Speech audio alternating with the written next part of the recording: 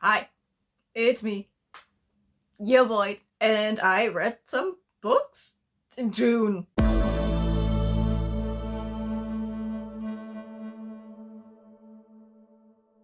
did it again, the whole thing with the I tell you what I'm going to read and then I immediately read something else. I hit 2 out of 6 books on this list, okay? 2 out of 6 were on the list, and I managed to keep it gay with my deviations. So not all was lost. So let me tell you about the things that I did read for June.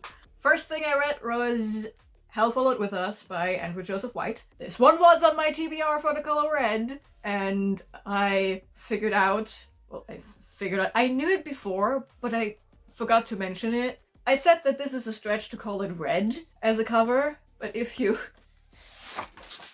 take a look at the naked book, there is no doubt about it that this is red. So, Hell Followed With Us is a post-apocalyptic YA horror novel. Although I would say it's not necessarily post-apocalyptic, the whole apocalypse thing is still happening. Hold for plane.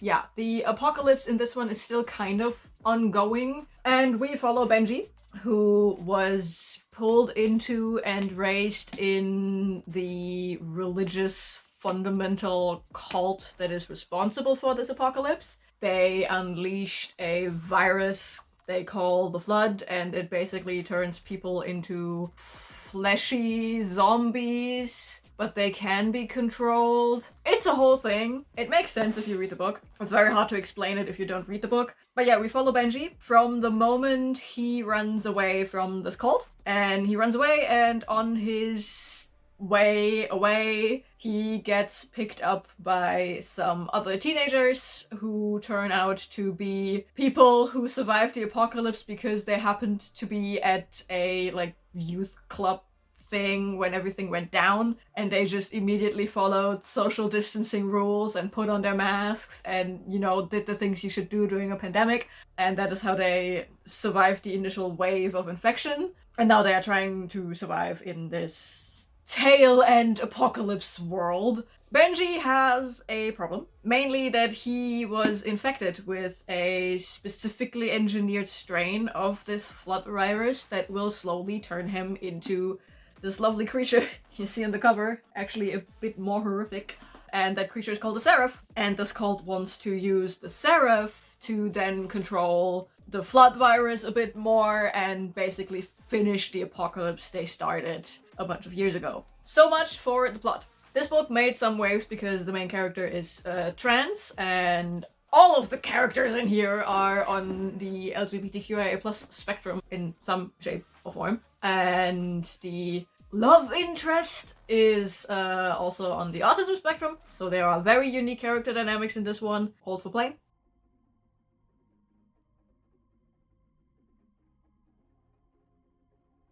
This book was incredibly easy to get through for me. Once I picked it up and started reading, pages were turning all on their own, basically. The problem is, yes, I got through it quickly, but not because I was so invested into the story. It was actually kind of not boring, but boring. Boring in an interesting way. Blah. It's very slice of life. We follow Benji from this one pivotal moment through a period of where he unlearns the stuff that the cult has taught him, and he relearns to live his life, basically. And for the first time in his life, he is with people who are okay with him being who he wants to be. It's the first time he experiences an environment where no one tells him what he should be, how he needs to behave.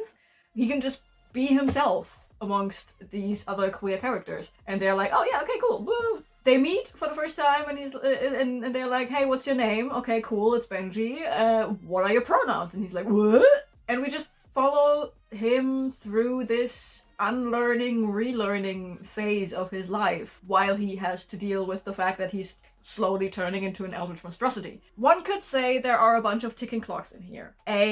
the youth center group of people is running out of food constantly. They have a little trade agreement with a group of grown-ups that think these kids can't do shit, yet the kids are way more professional in what they are doing than the grown-ups. But the grown-ups have all the food, so they are in a position of power. So the food is constantly running out, and the other ticking clock is Benji turning into this monster. And even though we have these two ticking clocks in here, there is never any rush in anything that is happening in here. It kind of gives off a vibe of there are no stakes in this, which is very odd considering that we literally have a fight for survival in here. I don't know. It's hard to explain. Actually, if you want a more comprehensible, is that the word? Comprehensive. If you want a more comprehensive review of this book, I think Reads with Rachel did a very good job of explaining this. This book is very much written for teens. That's probably why it was so easy to get through. It is very much horror for teens, I would say. It very much feels like that. So I'm not the intended target demographic. I still was entertained by reading it. It was just weird. But yeah, if you have a teenager, a queer teenager that likes horror stuff, that's the book for them. That is a very specific kind of group, and this book hits it like a sniper. It's also very close to the pulse of time if I look at basically every election happening right now around the globe. I gave this 3.5 stars because I was entertained. I just don't know why. And there was nothing too spectacular about it. The one thing that I really have to critique is the ending, because it just stops. The book just stops. I get that this is a very specific slice of the life of Benji that is presented in this book, but it could use an epilogue or something, or even just one paragraph more. The way it ends, it feels like there's a page missing, kind of. So yeah, the story is wrapped up. It just feels like there's like a paragraph or a page or an epilogue missing. Hell Followed With Us by Andrew Joseph White. Very queer. 3.5 stars. Moving on. Then we have my read for the color orange, which was Teacher of the Year by M.A. Wardell. And oh my god! I finally found my holy grail. I found it. I found a contemporary romance with a color blocky pastel colored cover that I love. Yes. So in Teacher of the Year, we follow Marvin, who is a kindergarten teacher, and after the winter holidays, there is a new student added to his class, and the student happens to have a very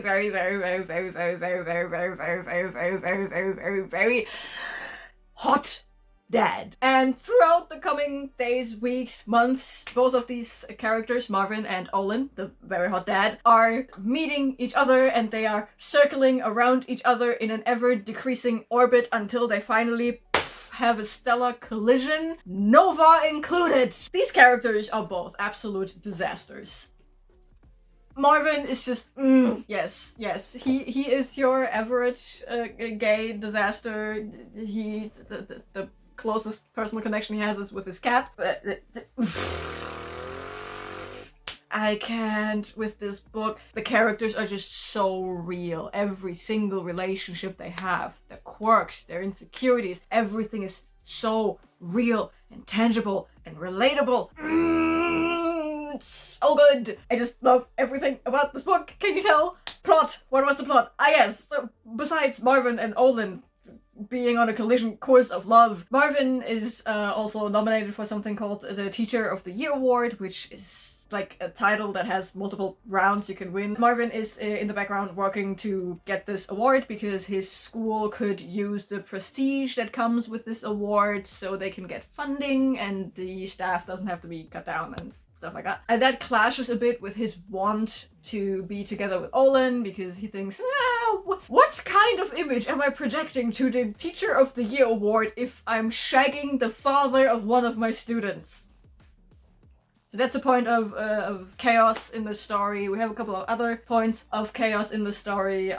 Most of them are mental health related. Marvin is suffering from anxiety issues and from trust issues that come from a not so great childhood, and Olin actually struggled with an alcohol problem. He's fixing it right now, but their respective problems also kind of clash, so they have to figure out a way to live with each other around these problems. And the way they do it is just so good and wholesome. It's disgusting. I love it. Guess what star rating I'm giving this?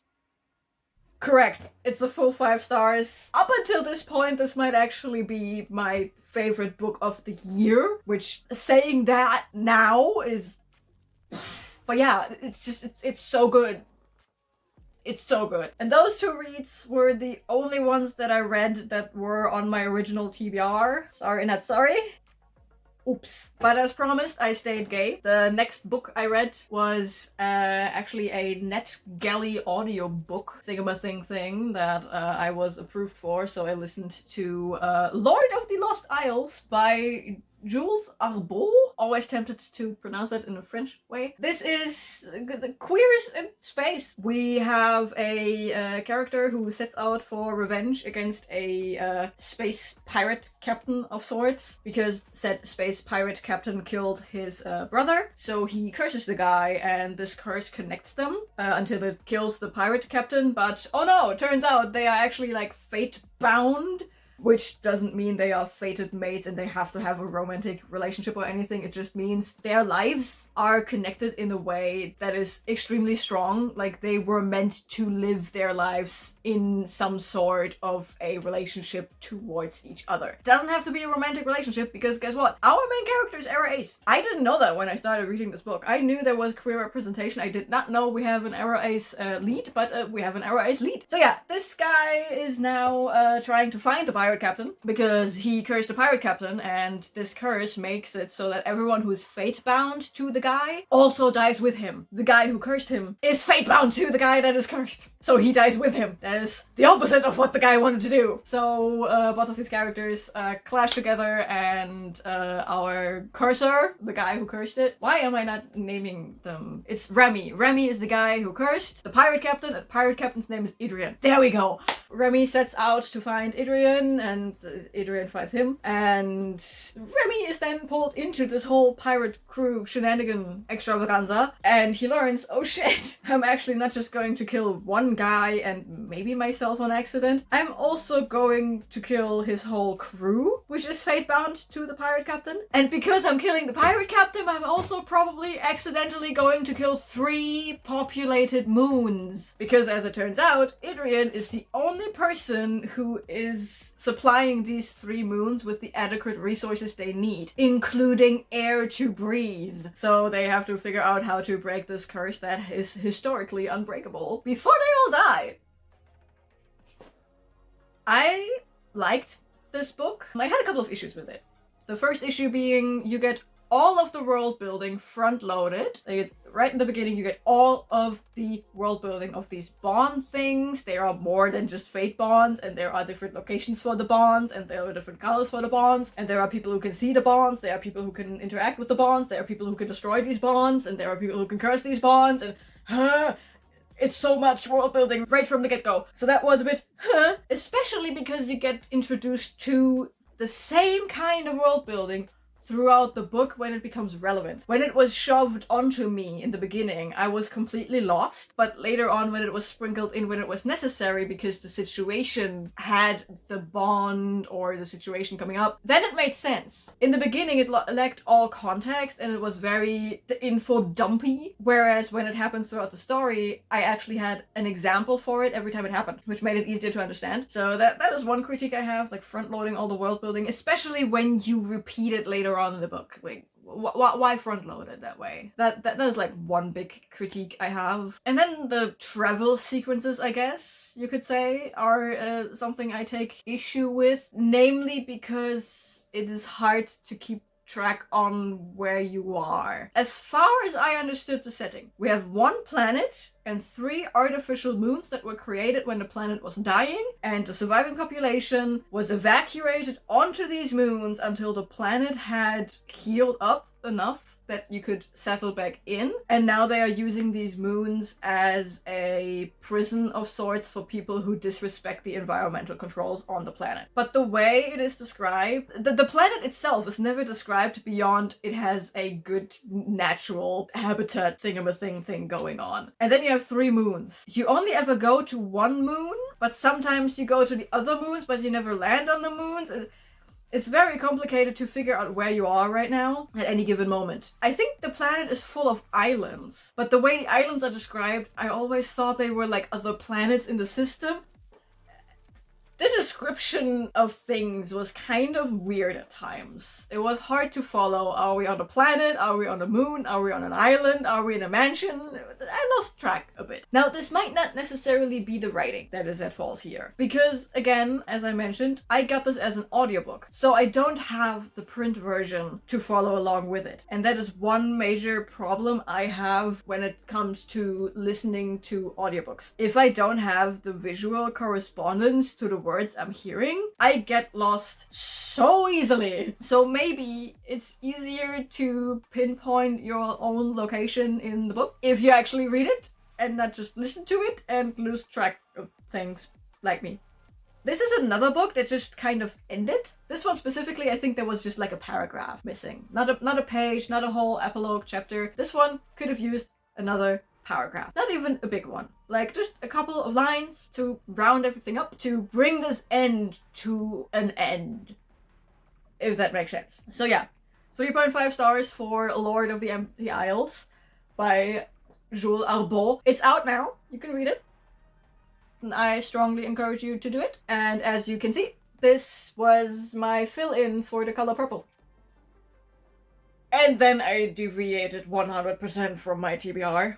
First of all, I finished One Dark Window. It was just 72 pages, I believe, to finish this book. I guess I could say I filled this into the green spot, but I don't count it because A, it was just 72 pages, and B, there's nothing queer about this. I mean, one could say the nightmare is sassy enough to win the reading challenge of RuPaul's Drag Race, but that is beside the point. I mentioned this in my wrap-up for May, I believe, because 90% of this book was read in May. And nothing about the statements I made in that video has changed with the ending. The ending was great. The ending was great. The stunts that were pulled by the end of this book. Oh boy! Yes. I'm looking forward to reading the sequel to Twisted Crowns. I have it over there. And I'm really looking forward to the sassy nightmares giving me some more cryptic poetry because, yes. Give me more dark poetry, Nightmare Daddy. What? Solid read with a magic system that is hard to explain if you don't read the book. The magic comes from the forest and is seen as somewhat of a curse in the setting, but it's also trapped in cards, and if you use the magic that is trapped in cards, it is seen as safe magic. It's a whole thing. Again, it is hard to explain the magic system. You have to read it to understand it. This book is the epitome of gothic fantasy. It's very, very atmospheric, very gothic. It is the slowest of slow burn romances, I would say. Although, technically, there's like 0 romance until the romance hits. It's not insta-lovey, but it's like a slow burn you see in hindsight, if that makes sense. Hard to explain. I gave this 4 out of 5 stars. Yeah. And then I have to mention another book. Although I didn't finish this one in June, I started it and I got to the 78% mark of this book. And that's another NetGalley audiobook I was approved for, which is Sepia. And I don't know if there's an English title because this is a book by a German author. If I had to translate the title, it's Sepia and the Awakening of Ink Magic. That's a middle grade book about a girl who is pulled from an orphanage to become a trainee for printing books. In the beginning, I thought it would be one of those stories about stories, but no, it's actually a book. It's actually a story about the printing of books. It's not about the books. And we follow this girl, her name is Sepia, of course, and she starts to train in this printer workshop where she meets a bunch of other characters. She is training under a master who is part of a legendary trio of bookbinders. He is doing the inking and the printing, and then there is a illustrator who is very legendary, and a actual bookbinder who is binding the whole thing together. And these three are legendary for the books they create when they create a book together, because apparently it has some magical quirks. But no one is talking about magic because magic is evil. And Sepia is going on an adventure with trainees from these other two legendary bookbinder people, and this world is just so alive with magical stuff, with whimsical stuff. It's very fairy tale-esque, the place this is taking place. I really enjoyed it. I finished it on the 1st of July, so I'm not technically counting it as a read for June, but also I'm technically counting it for a read of June. At the point of filming this video, I finished the book, so I can tell you about it. I really liked it. I saw the plot twist coming, but the delivery was amazing. Also, this book is a middle grade book, so I'm not expecting the best kind of red herrings being thrown around. The finale was solid. It was a really solid read. I liked it a lot. And also, this is a German book with 12-year-old protagonists, and we have a side character who is in a same-sex relationship, and we have a non-binary character. It is very hard to pull off non-binary characters in the German language because we like to gender everything, and we do not have gender-neutral pronouns. So pulling off a non-binary character? Amazing. I don't even care that it's just a side character, because they are a very cool side character. It's a really good, really solid read. I enjoyed my time with it. So if you're looking, well, you kind of have to speak German for this one. But if you're looking for a cute little fairy tale-esque read, Sepia. This book is also already out, I believe. Yeah, it is already out. I saw it in a store not too long ago. Of course it's out. I gave this one also 4 stars for what it is. Again, I'm not the target audience for this book, but I liked it. It was a good book. I'm actually wondering if there is going to be another book, because the way the ending was written, it felt complete. It could totally be a standalone, but the world was so intriguing, I kind of want more. Help! So there you have it, my wrap up for June. One of these days I will stick to my TBR, I guess. I make no promises, but yeah, I will see you in the next one video. I don't know. If you made it this far into the video, drop a rainbow in the comments, be it the rainbow flag or the actual bow of the rain, and I guess I will see you in the next video. Bye.